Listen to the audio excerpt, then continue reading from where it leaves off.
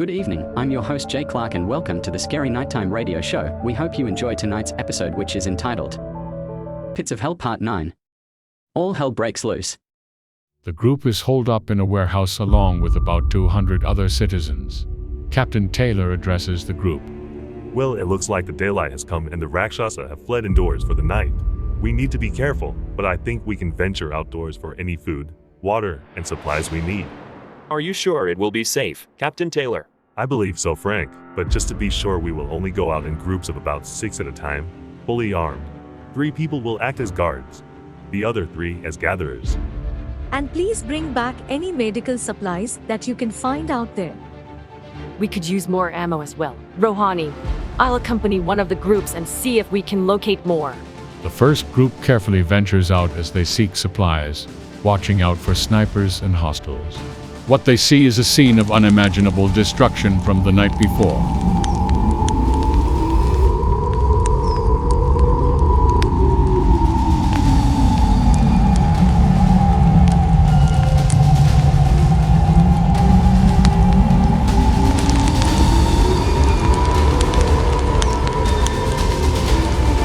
There should be a bunch of dead bodies out here from the battle earlier. I don't see any. They're all gone. They've vanished, Lieutenant Walker. The zombies got to them first, Frank. Now those war dead are with the army of the undead. There's an abandoned pharmacy here. I'll gather some of the necessary medical supplies, Frank.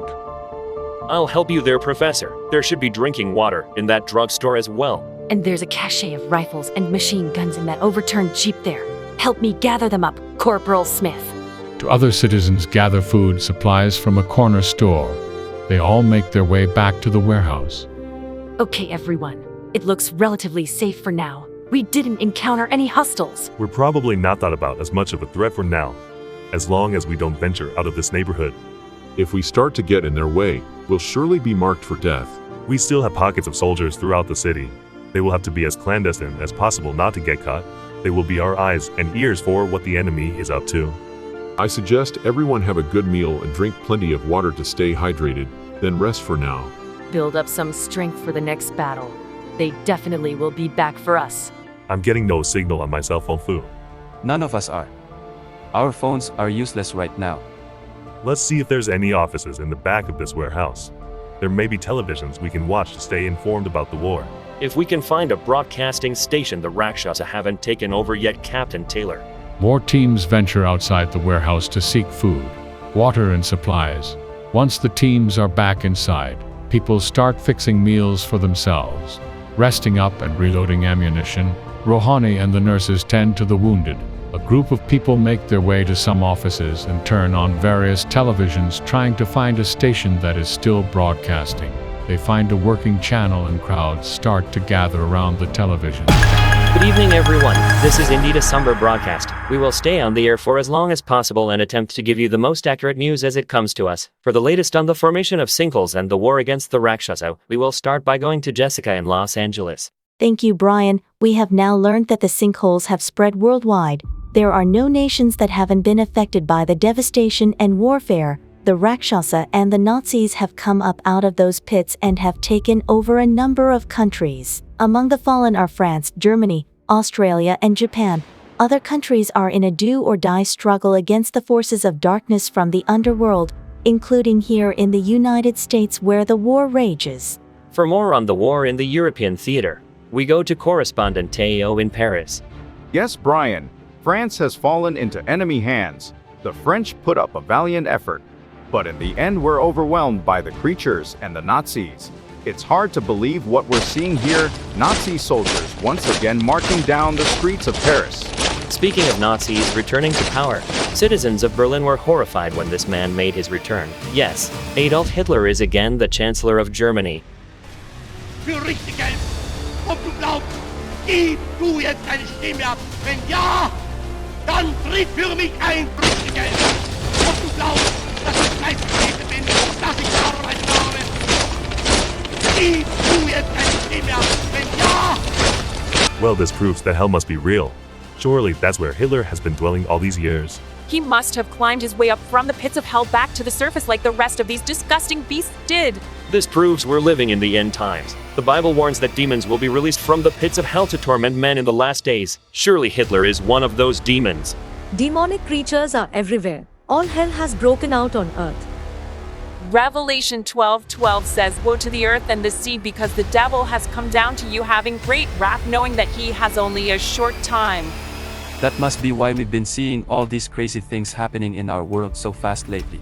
The devil is trying to hurry up and deceive us all before he runs out of time. That's exactly what's happening, Fu. Horrible things are happening the world over. New York City took a devastating hit last night. Several Godzilla-type creatures wreaked havoc on the streets.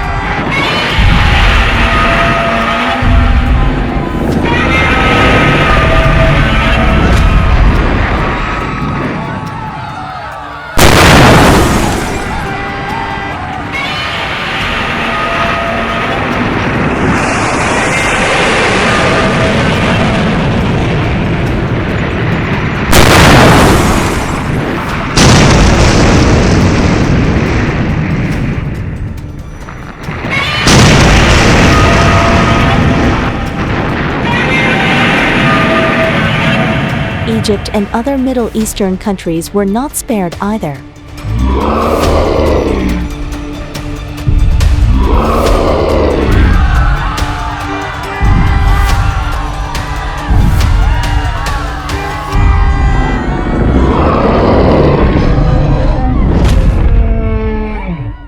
The latest death toll nationwide is an unbelievable 1.2 million people. Authorities note that the death figures have been increasing by 10 times each night. Our best estimates are that we lost 1,000 people last night in Hartford. Please note that the president will be addressing the nation shortly. When that happens, we will bring it to you live. The enemy forces have shown up outside the warehouse. Citizens of Hartford, this is Lieutenant Belram of the Rakshasa High Command. Come out and show yourselves. We mean you no harm. So the enemy is back on our doorstep. Should we engage the enemy and start firing at them? No, there's far too many of them, Frank. They would simply storm the building and we'd all be killed. What's the plan then, Captain Taylor? We'll go out there and talk to them. Sergeant Cintron, you and Lieutenant Walker please accompany me. We're coming out. We're unarmed. Hold your fire, everyone. I'm Captain Taylor, and this is Lieutenant Walker and Sergeant Cintron. I'm Lieutenant Belram of the Rakshasa High Command. We wish you no harm. We only ask that your people lay down their weapons and come with us for processing. Processing? Just what in hell does that mean? Allow me to step in if I may, Lieutenant. I'm Dr. Marani. Perhaps I can assist you. But you're human. How did you get wrapped up in all this? Oh no, I'm Rakshasa, I assure you. I shapeshifted into human form to make it more comfortable for you to communicate with us. I'm not comfortable with any of this. What is this processing talk all about? Each citizen will be implanted with a computer chip. This will help us monitor the health and safety of the populace. It's a tracking device to monitor our every move. We'll have no freedom under your rule. Oh, come now. Your own governments were talking about implanting chips in their citizens before we ever came along. It was inevitable. We're just continuing the plan your leaders already laid out. But why do we need you taking over and telling us what to do? We were getting along just fine without you. I beg your pardon, fine. You humans are destroying the planet by using up all its resources. You wage unending wars against each other. Civil war is unavoidable. You're polluting the land, sea and air. You're on a collision course with annihilation. You need us to help you save yourselves before you become extinct. You need us to help you save the planet. With us there will be no more countries, no more wars. We will all be one planet with one flag and one purpose. Humans and Rakshasa will work together for the greater good. A Nazi leader makes his way up front with a swastika flag. Yes, this will be your new flag. Salute the flag, Captain Taylor. I'm a red-blooded American. I would rather be killed than salute the disgusting Nazi flag. As you wish, Captain. The Nazi shoots Captain Taylor and he drops to the ground. Lieutenant Belram and the doctor are shocked. Why on earth did you shoot him? Hang in there, Captain. Sergeant, help me stop the bleeding. Idiot Nazi! The Queen was very specific. We're to take them all alive. Give me your sidearm. Okay, here you are, but he asked for it. Step out of line again, Nazi, and I'll shoot you myself. We can still save him if we can get him inside. Fu and Kai, get the stretcher. Go ahead then. See what you do for him. We'll give you 30 minutes and then we'll be back. Please convince the others to come out peacefully. Otherwise, we'll be forced to storm the building. The group gets the captain onto the stretcher and brings him inside the warehouse. The enemy walks away down the street. Lieutenant Walker, Sergeant Cintron, if I don't make it, I need you to promise me something. Oh, don't talk like that, sir. You're gonna make it. I came over just as fast as I could, sir. I saw the whole thing. Corporal Hida and the two of you need to go underground. You need to sneak out of here the back way and become rebels, join up with other patriots, get organized, come back one day, and wreak havoc on the enemy. You trained for this when you joined the service. It's time to implement Operation Overthrow. Yes, we're aware of that, sir. I hope the day would never come that we would have to overthrow a tyrannical government that seized control of America. But we will fight them, Captain Taylor, and you're coming with us. Yeah, you'll lead us to victory over these bastards, Captain Taylor. Count me in as well. I'll join the resistance, Captain. Captain. I'm sorry, everyone. He is dead. Lenny, don't leave us now. I can't believe he's gone. We'd better get going, guys. Our time is running short. We can escape out this way. Let's bring Captain Taylor's body with us. We'll give him a decent burial. Absolutely. We can't just leave him here. We don't want the zombies to get to him. The rest of you will just have to decide what is best for you. Each person will have to decide for themselves. The 3 military personnel say their final goodbyes to the main group of 9 that they've been with since the beginning of the war. Some in the group try to break a smile despite their terrible emotional pain. Sergeant Cintron, Corporal Hida, and Lieutenant Walker put Captain Taylor's body on a stretcher and leave the building, sneaking around back corridors to remain unseen. We just lost a very good, decent man in Captain Taylor.